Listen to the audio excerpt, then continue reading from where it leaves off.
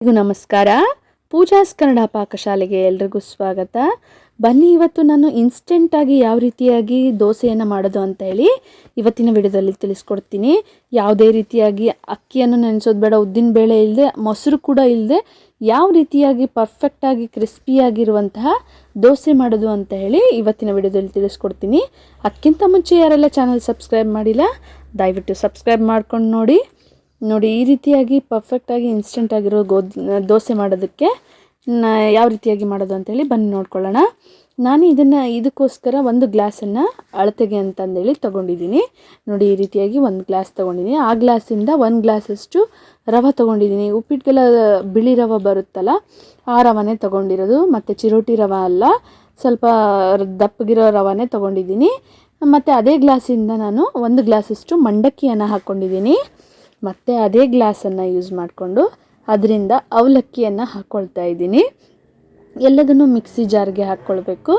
ನೋಡಿ, ಈ ರೀತಿಯಾಗಿ ಆದಮೇಲೆ ನಾನಿಲ್ಲಿ 3 ಚಮಚದಷ್ಟು ಕಡಲೆ ಹಿಟ್ಟು ಬರುತ್ತಲ್ಲ, ನಾವು ಒಡೆಗೆಲ್ಲ ಯೂಸ್ ಮಾಡ್ತೀವಲ್ಲ, ಆ ಕಡಲೆ ಹಿಟ್ಟನ್ನು 3 ಸ್ಪೂನಷ್ಟು ಹಾಕ್ಕೊಳ್ತಾ ಇದ್ದೀನಿ. ಇದು ಸರಿಯಾದ ಅಳತೆ ಆಗಿರುತ್ತೆ. ನಾನು ಯಾವ ರೀತಿಯಾಗಿ ಅಳತೆ ತೋರಿಸಿದ್ದೀನೋ ನೀವು ಅದೇ ಕನ್ಸಿಸ್ಟೆನ್ಸಿ ಅಥವಾ ಅದೇ ಅಳತೆಯಲ್ಲಿ ಮಾಡ್ಕೊಳ್ಳಿ. ನೋಡಿ, ಈ ಥರ ಆದಮೇಲೆ ರುಚಿಗೆ ತಕ್ಕಷ್ಟು ಉಪ್ಪನ್ನು ಹಾಕ್ಕೊಳ್ತಾ ಇದ್ದೀನಿ. ಹಾಗೆ ಒಂದು 1/4 ಟೀ ಸ್ಪೂನಷ್ಟು ಸಕ್ಕರೆಯನ್ನು ಹಾಕ್ಕೊಳ್ತೀನಿ. ಇದರಿಂದ ಸಕ್ಕರೆ ಹಾಕ್ಕೊಳ್ಳೋದ್ರಿಂದ ದೋಸೆ ಕಲರ್ಫುಲ್ಲಾಗಿ ಚೆನ್ನಾಗಿ ಬರುತ್ತೆ ಅಂತ ಹೇಳಿ ಅಷ್ಟೇ. ಬೇಡ ಅನ್ನೋರು ಸ್ಕಿಪ್ ಕೂಡ ಮಾಡ್ಬೋದು. ನೋಡಿ, ನಾನು ಒಂದು ಗ್ಲಾಸಷ್ಟು ನೀರನ್ನು ಇವಾಗ ಹಾಕ್ಕೊಂಡಿದ್ದೀನಿ. ಇವಾಗ ಹಾಕ್ಕೊಂಡ್ಬಿಟ್ಟು ಗ್ರೈಂಡ್ ಮಾಡ್ತಾ ನಿಮಗೆ ದೋಸೆ ಹಿಟ್ಟು ಯಾವ ರೀತಿಯಾಗಿ ಕನ್ಸಿಸ್ಟೆನ್ಸಿಲಿ ಬರುತ್ತಲ್ಲ, ಆ ಕನ್ಸಿಸ್ಟೆನ್ಸಿಲಿ ಗ್ರೈಂಡ್ ಮಾಡ್ಕೊಂಡು ಬಂದಿದ್ದೀನಿ. ಮತ್ತು ಗ್ರೈಂಡ್ ಆದಮೇಲೆ ನಾನು ಅದಕ್ಕೆ ಸ್ವಲ್ಪ ಅಡುಗೆ ಸೋಡಾನ ಹಾಕ್ಕೊಳ್ತಾ ಇದ್ದೀನಿ. ನೀವು ಬೇಕಾದರೆ ಏನೋ ಯೂಸ್ ಮಾಡ್ಬೋದು. ನೋಡಿ, ಅದೆಲ್ಲ ಗ್ರೈಂಡ್ ಆದಮೇಲೆ ನಾನು ಒಂದು ಪಾತ್ರೆಯಲ್ಲಿ ತಕ್ಕೊಂಡ್ಬಿಟ್ಟು ನೀಟಾಗಿ ಇದನ್ನೆಲ್ಲ ಮಿಕ್ಸ್ ಮಾಡ್ಕೊಳ್ಬೇಕು. ಈ ರೀತಿಯಾಗಿ ಬೀಟ್ ಮಾಡಬೇಕು. ನೋಡಿದ್ರಲ್ಲ, ಮಿಕ್ಸಿ ಮಾಡಿದಾದ್ಮೇಲೆ ಕನ್ಸಿಸ್ಟೆನ್ಸಿ ಈ ರೀತಿಯಾಗಿ ಇರಬೇಕು.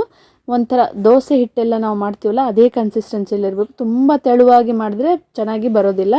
ನೋಡಿ, ನಾನು ಯಾವ ರೀತಿಯಾಗಿ ಈ ರೀತಿ ತೋರಿಸ್ತಿದ್ದೀನೋ ಇದೇ ಕನ್ಸಿಸ್ಟೆನ್ಸಿಯಲ್ಲಿ ಇರಬೇಕು. ಇವಾಗ ಒಂದು ಹಂಚನ್ನು ನಾನು ಕಾಯೋದಕ್ಕೆ ಇಟ್ಕೊಂಡಿದ್ದೀನಿ.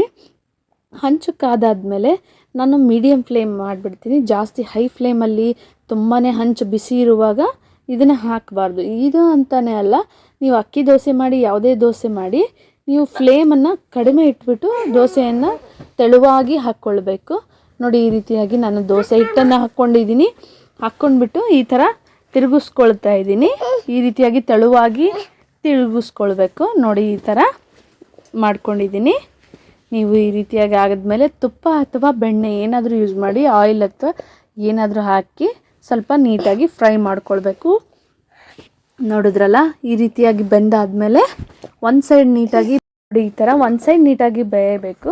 ಈ ಥರ ಆದಮೇಲೆ ನೀವು ತಿರುಗಿಸ್ಕೊಳ್ಬೇಕು.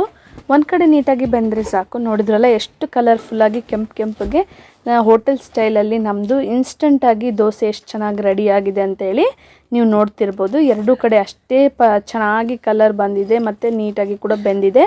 ನಾನು ಇನ್ನೊಂದು ದೋಸೆ ಹಾಕಿ ತೋರಿಸ್ತೀನಿ ನಿಮಗೆ. ಮತ್ತು ಹಂಚ ಮೇಲೆ ನಾನು ಹಿಟ್ಟನ್ನು ಹಾಕ್ಕೊಂಡು ನೀಟಾಗಿ ತೆಳುವಾಗಿ ಮಾಡ್ಕೊಳ್ತಾ ಇದ್ದೀನಿ. ಈ ಟೈಮಲ್ಲೂ ಕೂಡ ನೀವು ಉರಿ ಅನ್ನೋದು ತುಂಬಾ ಕಡಿಮೆ ಮಾಡ್ಕೊಳ್ಬೇಕು. ಇಲ್ಲ ಅಂದರೆ ಈ ಥರ ಇದು ಹಾಳಾಗಿಬಿಡುತ್ತೆ. ದಪ್ಪವಾಗಿ ಕ್ರಿಸ್ಪಿಯಾಗಿ ಬೇಕು ಅಂದರೆ ಮೀಡಿಯಮ್ ಫ್ಲೇಮಲ್ಲೇ ಇಟ್ಟು ನೀವು ಬೇಯಿಸ್ಕೊಳ್ಬೇಕು. ನೋಡಿ, ಇವಾಗ ಎಣ್ಣೆ ಹಾಕ್ಕೊಳ್ತಾ ಇದ್ದೀನಿ. ನೀಟಾಗಿ ಒಂದು ಸೈಡ್ ಬೇಯಿಸ್ಕೊಂಡ್ರೆ ಸಾಕು, ಎರಡೂ ಕಡೆ ಬೇಯಿಸ್ಕೊಳ್ಬೇಕು ಅನ್ನೋದಿಲ್ಲ.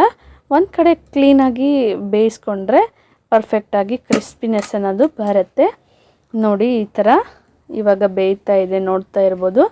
ಈ ರೀತಿಯಾಗಿ ಕೊನೆಯಲ್ಲಿ ಈ ಥರ ಆದಮೇಲೆ ಕ್ರಿಸ್ಪಿಯಾಗಿ ಬರುತ್ತೆ. ಈ ಥರ ನಾನು ಮತ್ತೆ ತೆಕ್ಕೊಳ್ತಾ ಇದ್ದೀನಿ. ನೋಡಿ, ಇದು ಕೂಡ ಎಷ್ಟು ಕಲರ್ಫುಲ್ಲಾಗಿ, ಎಷ್ಟು ಕ್ರಿಸ್ಪಿಯಾಗಿ ತೆಳುವಾಗಿ ಬಂದಿದೆ ಅಂತೇಳಿ ನೀವು ನೋಡ್ತಾ ಇರ್ಬೋದು.